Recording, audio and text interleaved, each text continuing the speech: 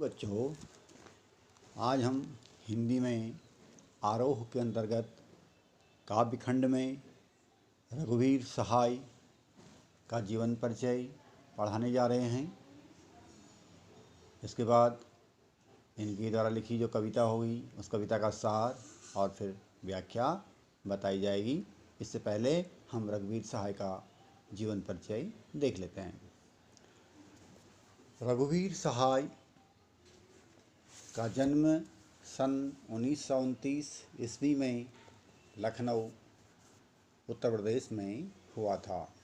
व्यक्तिवादिता, आत्मलीनता, आक्रोश और संत्रास जैसी विशेषताओं को अपनी कविता में समाहित कर नई कविता के स्वरूप को आगे बढ़ाने वाले कवियों में रघुवीर सहाय का प्रमुख स्थान माना जाता है।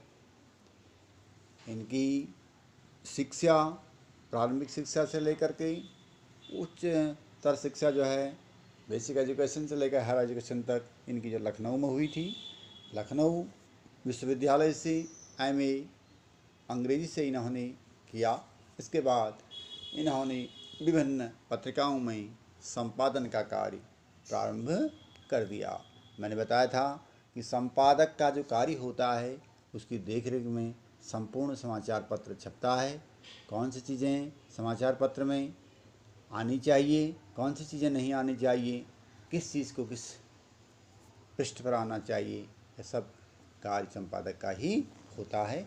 तो ऐसे ही इन्होंने भी एमए अंग्रेजी से करने के बाद संपादन का कार्य किया और साथ ही ये आकाशवाणी के हिंदी समाचार विभाग में भी कार्यरत रहे। रघुवीर सहाय पेशे से एक पत्रकार थे और यह सामाजिक यथार्थ के प्रति निरंतर जागरूक रहते थे।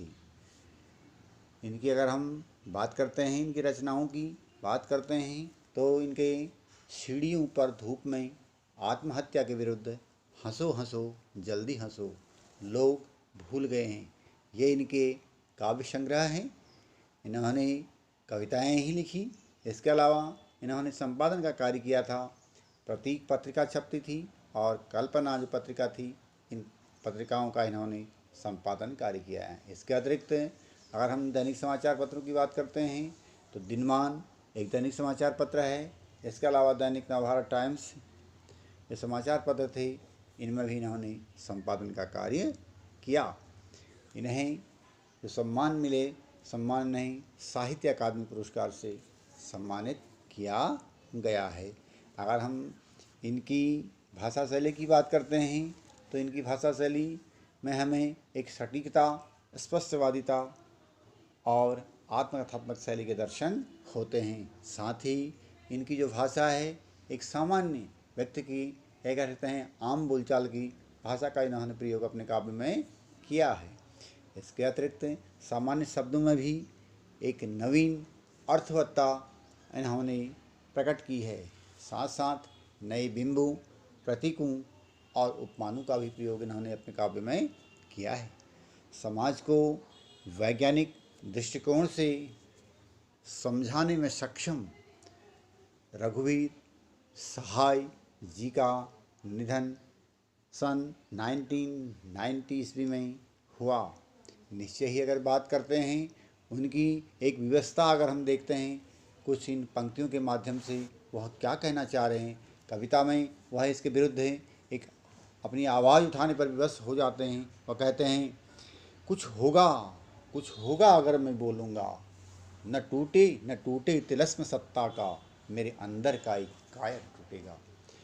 तो एक जो एक पीड़ा है उस पीड़ा को इन्होंने इन पंक्तियों के माध्यम से प्रकट किया है। निश्चय ही भाषा में अगर हम बात करते हैं कि नवीनता के साथ साथ पाठक को भीतर तक झकझोर देने की जो क्षमता है वह रघुवीर सहाय में देखने को मिलती है। निश्चय ही हिंदी साहित्य में इनकी एक अमिट छाप है। वास्तव में उन्होंने हिंदी साहित्य में अपना प्रभाव प्रकट किया है। हिंदी साहित्य उनके इस कार्य के लिए हमेशा ऋणी रहेगा। और अगर हम बात करते हैं, इन्होंने अपने काव्य में जाति और वैयक्तिक स्मृतियाँ हैं उनके यहाँ नहीं के बराबर हैं। उनके दोनों जो पाँव हैं वह यथार्थ पर ही खड़े हैं। कहने का अभिप्राय यह है कि वह अतीत की बात नहीं करते हैं, जो वर्तमान में घटित हो रहा है, वर्तमान में घटित घटनाओं की ओर ही वह बात करते हैं। उनकी कविता में एक छंद का अनुशासन भी देखने को मिलता है, लेकिन अधिकतर जो उनकी शैली है वह सहज रूप में प्रकट होती है।